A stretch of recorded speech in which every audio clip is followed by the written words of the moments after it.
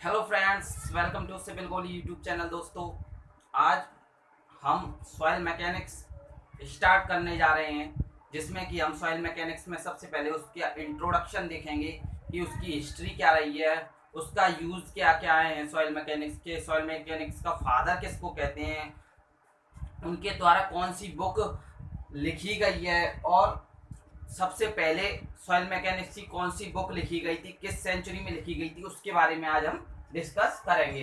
तो सबसे पहले देखते हैं इंट्रोडक्शन सॉइल मैकेनिक्स का।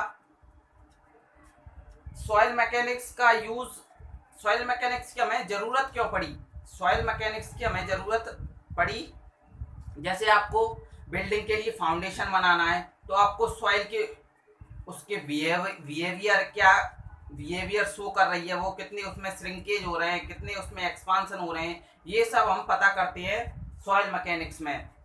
तो सॉइल मैकेनिक्स के हमें फाउंडेशन में और स्ट्रक्चर में कोई भी स्ट्रक्चर डिजाइन करना है, स्ट्रक्चर कंस्ट्रक्ट करना है, तो हमें सॉइल मैकेनिक्स की स्टडी करनी पड़ी। इसलिए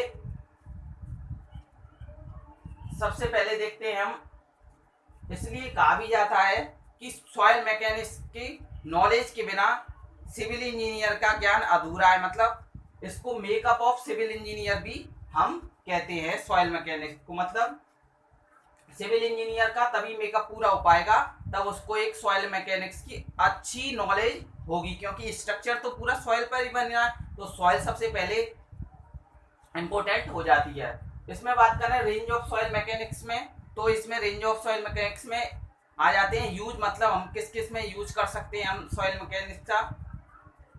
तो देखिए, जो स्ट्रक्चर है उनके कंस्ट्रक्शन में कर सकते हैं, फाउंडेशन बनानी है उसके कंस्ट्रक्शन में कर सकते हैं हम। तो यहाँ पर हम रेंज ऑफ सॉइल मैकेनिक्स की बात करते हैं। अच्छा, सबसे पहले कूलोम बेस्ड थ्योरी आई। कूलोम एक साइंटिस्ट थे 1776 में, मतलब 1776 में कूलोम बेस्ड थ्योरी आई, जिसमें उन्होंने कूलोम के जो सॉइल का बेस सिद्धांत है, बेस थ्योरी है, उसके बारे में बताया। आगे हम डिस्कस करेंगे डिटेल में, अभी केवल इंट्रो पढ़ रहे हैं तो इंट्रो के हिसाब से ही हम स्टडी करते हुए चलेंगे। Darcy law flow of water from soil बताता है, जो कि 1856 में इन्वेंट किया गया, डार्सी एक साइंटिस्ट हुए उनके द्वारा। Terzaghi, doctor Karl Terzaghi theory of consolidation लेकर आए। कब लेकर आए? 1923 ईस्वी में, 1923 में ये टरजागी थ्योरी ऑफ कंसोलिडेशन लेके आए सॉइल का। अच्छा, एक क्वेश्चन आता है कि फादर ऑफ सॉइल मैकेनिक्स किसे कहते हैं, तो फादर ऑफ सॉइल मैकेनिक्स भी इन्हीं को कहते हैं, डॉक्टर कार्ल टरजागी। इन्हें फादर ऑफ सॉइल मैकेनिक्स के नाम से भी जाना जाता है। इन्होंने एक बुक लिखी थी, उसका नाम है एडवाउमैक। एडवाउमैक हिंदी में भी इसको कहते हैं एडवाउमैक, यही हिंदी में नाम है इसका, यही इंग्लिश में नाम है। तो आप याद रख सकते हैं कि फादर ऑफ सॉइल मैकेनिक्स किसको कहते हैं, तो कहेंगे डॉक्टर कार्ल टरजागी को। बुक कौन सी लिखी उन्होंने? एडवाउमैक। ठीक, हिस्ट्री में बात करते हैं सॉइल मैकेनिक्स की। हिस्ट्री में तो 6 to 7th सेंचुरी के बीच में एक बुक लिखी, शिल्प शास्त्र। किसने लिखी? मंसर नाम के एक राइटर हुए, उन्होंने शिल्प शास्त्र की बुक लिखी, जिसमें सॉइल के बारे में थोड़ा बहुत बताया गया था। कब लिखी गई थी? 6वीं से 7वीं शताब्दी के मध्य में।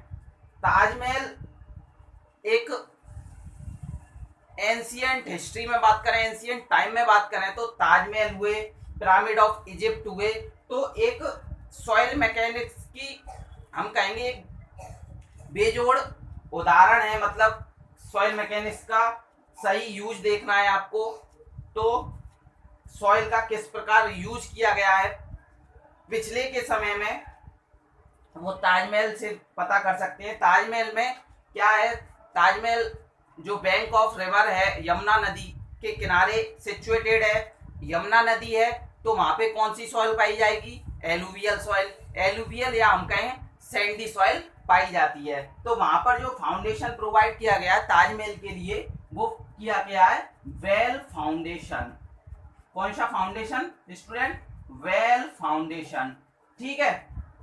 पिरामिड ऑफ इजिप्ट, जैसा कि आप जानते हैं ये मिस्र में है, मिस्र भी इजिप्ट को कहते हैं। तो पिरामिड ऑफ इजिप्ट भी जब बनाए गए थे तो सॉइल का एक अच्छी स्टडी करके ही पिरामिड बनाए गए थे मिस्र के, जो आज तक भी विद स्टैंड कर रहे हैं, जैसे कि तैसे खड़े हुए हैं, जो कि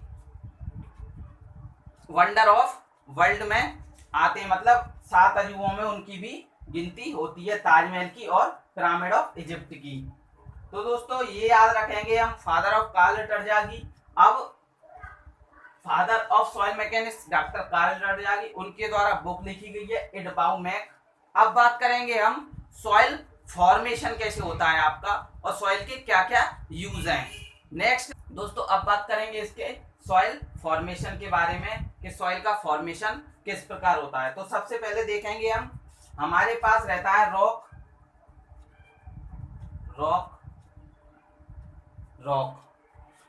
की क्या होती है?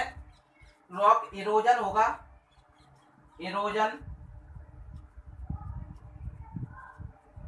रॉक इरोजन कैसे होगा?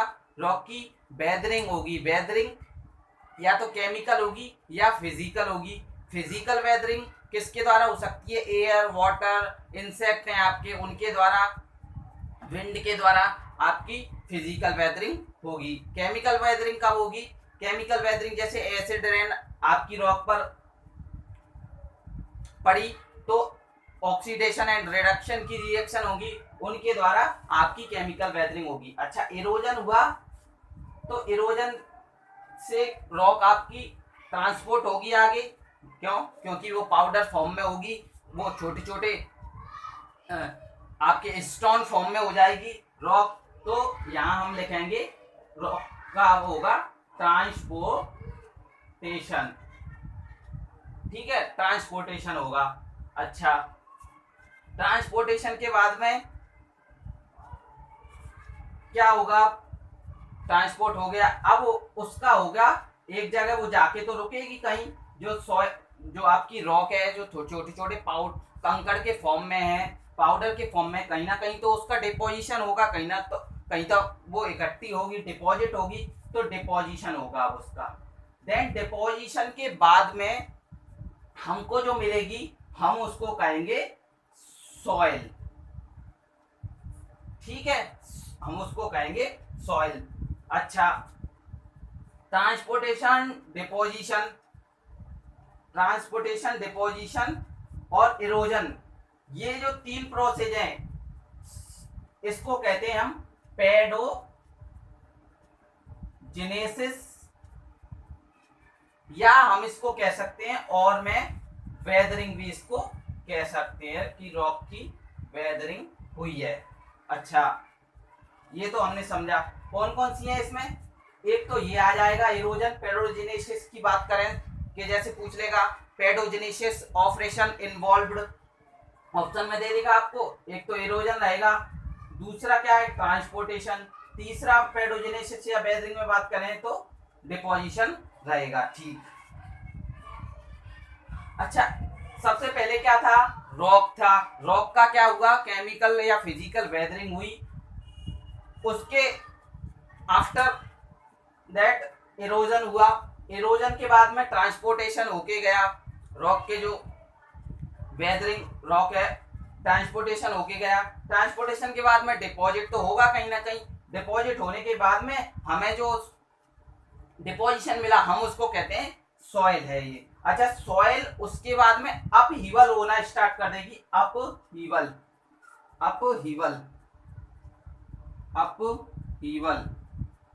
अपहीवल मतलब इकट्ठी होना स्टार्ट कर देगी।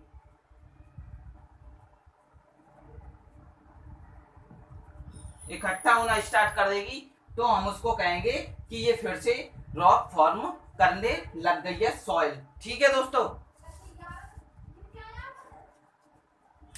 अब इसके यूजेस के बारे में बात करेंगे।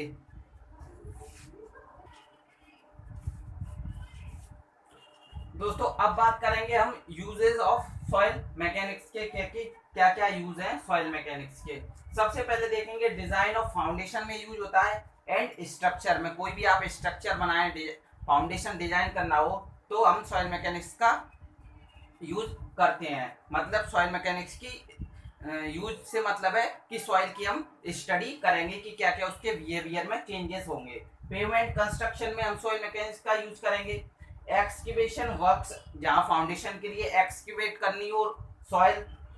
And design of bank, bank से मतलब आपकी कैनाल की बैंक है, डैम की बैंक है, उनके लिए हम सॉइल मैकेनिक्स का यूज करते हैं। Design of earthen dam, earthen dam में भी हम सॉइल मैकेनिक्स का यूज करते हैं। सॉइल रिटेनिंग वॉल डिजाइन, मतलब जो आपकी ब्रिज है, ब्रिज में जो आपकी सॉइल है उसके सब बेस में, सब ग्रेड में, तो उसको जो लोड आएगा वो एक्सपांशन के लोड के कारण बाहर की तरफ रोड के आउटसाइड में निकल ना जाए, इसलिए हम रिटेनिंग वॉल प्रोवाइड करते हैं। मतलब सॉइल को रिटेन करके रखे, ऐसी वॉल जो सॉइल को रिटेन करके रखे हम कहते हैं सॉइल रिटेनिंग वॉल। तो उसके डिजाइन में भी यूज होता है। Seepage and drainage of soil, seepage और ड्रेनेज ऑफ सॉइल, सीपेज और ड्रेनेज की काम आता आएगी अर्दन डैम में, तो वहां पर भी हम इसका यूज करते हैं सॉइल मैकेनिक्स का।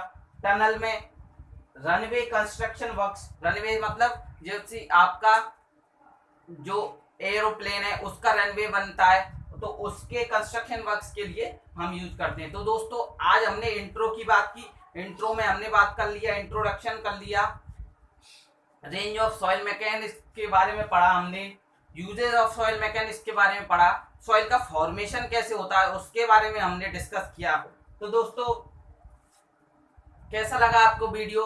वीडियो अच्छा लगा तो वीडियो को लाइक करें और इसे ज्यादा से ज्यादा शेयर करें ताकि उन्हें भी सॉइल के, आपके जो दोस्तों को सॉइल के इंट्रोडक्शन के बारे में पता चल सके। और आपका एसएससी जेईई मेंस आपको पता है कि 26 सितंबर को कंडक्ट होगा, तो पक्का ही होगा। क्यों? क्योंकि इसमें कोई लेट लतीफी नहीं होगी, क्योंकि एसएससी की डेट आ चुकी है। तो लग जाइए अपनी प्रिपरेशन में। डिस्क्रिप्टिव पेपर होगा जैसा कि आपको पता है, हमने इस पर वीडियो भी बनाई हुई है प्रॉपर, तो आप ये वाली वीडियो जाकर देख सकते हैं।